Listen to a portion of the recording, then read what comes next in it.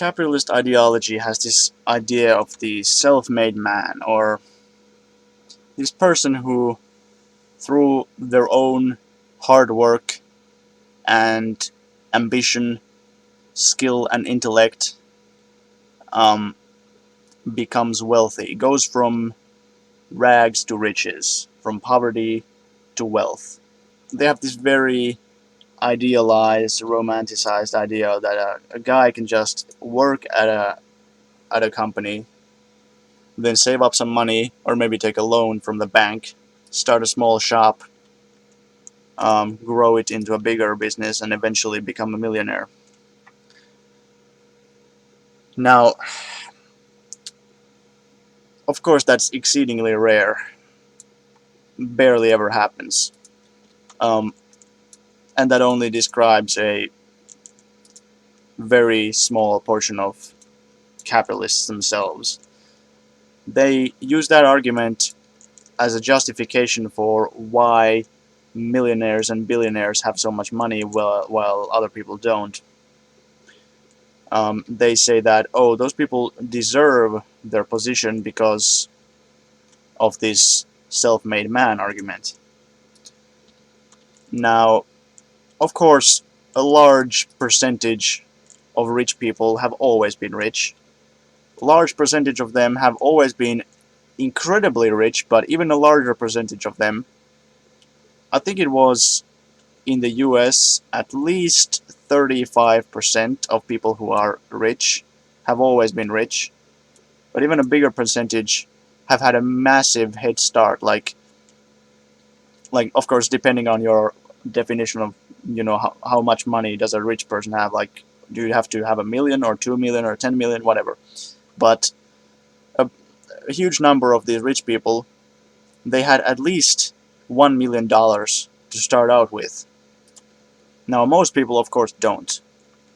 So the playing field is not level at all.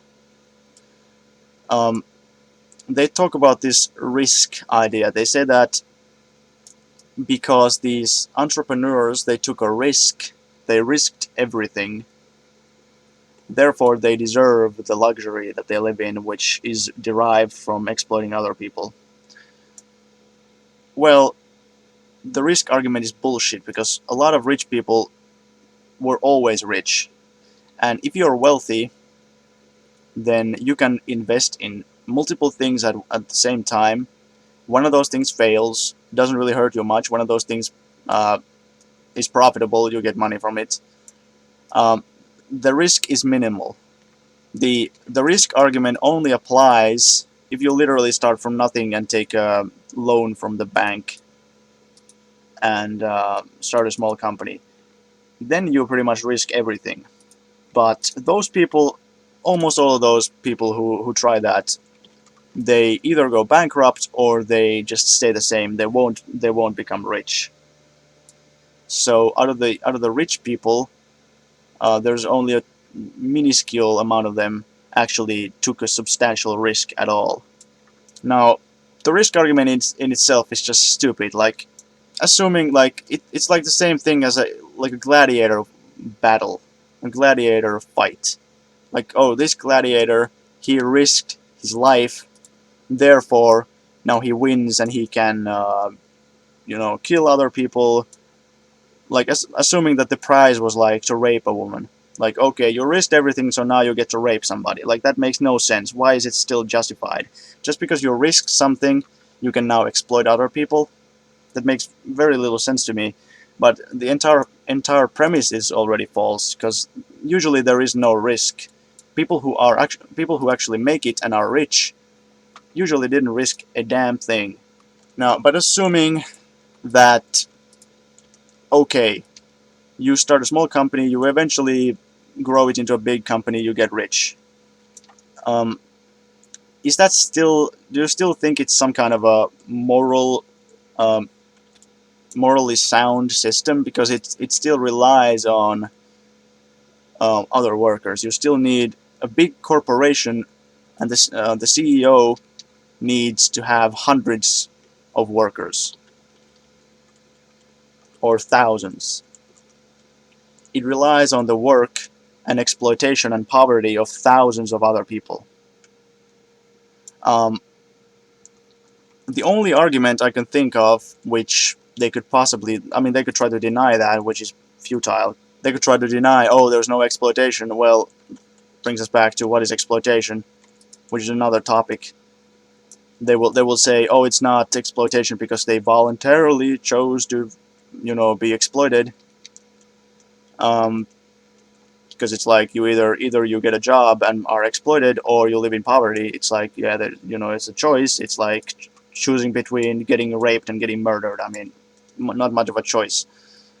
But in any case, like the they could either deny it, which is pointless, but if they don't, then there's only one argument they could make, which is that this person was just better, more clever, than these other people. Therefore, they deserve to live in this uh, luxury. Which, it's probably not even true, because oftentimes, like, you don't only need to be skilled and smart and stuff, but you also need to be very lucky. But assuming that, yes, they truly deserved, they truly were better than everybody else, and that's why they got this position they're in. Um, like, what kind of a Nazi argument is that? Seriously, like, you can say, oh, this person has this incredible lifestyle of luxury, which relies on the exploitation of hundreds and thousands, but they got there because they're so much better than everyone, so much more capable. I mean, only a Nazi would really seriously make that kind of an argument. And in fact, Hitler did make that argument. Hitler said that he thinks capitalists deserve their spot because they deserve to be leaders. They're natural leaders. They're naturally more capable. So that is the capitalist self-made man argument.